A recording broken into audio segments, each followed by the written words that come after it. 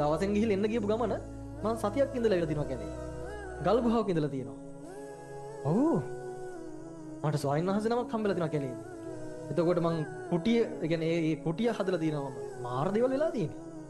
විශ්වාස කරන්න මං කෑම ටිකක්වත් අරන් යන්නේ නැහැ. මට කෑමක් ලැබෙනවනේ බා.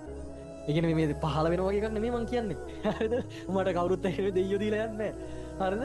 මං සාමාන්‍ය දවසකට හරියන කෑම උස්සන්න පුළුවන් දවස් පහකට බෑ කිව්වේ බෑනේ. ඔය මේ තැන මං කියන්නේ එතකොට හොඳ නැහැනේ.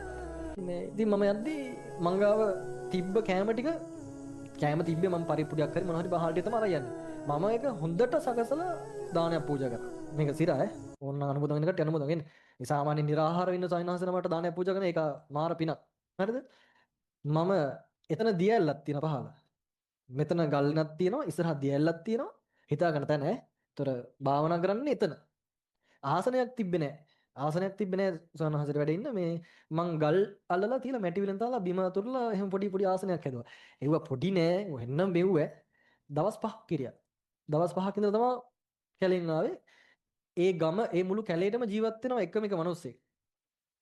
ඔයාලා අහලා ඇති දකුණු ආසියාවේ කුඩාම ගම්මානය පුළුවන් නම් හොයාගන්න. හරිද? එක මිනිස්සෙක් තාම ජීවත් වෙනවා. කුඹුරු වැඩත් කරනවා. මේ ලස්සන ගමනක්. දැන් අවුරුදු 2ක් 3ක් කලින් ගියප එක.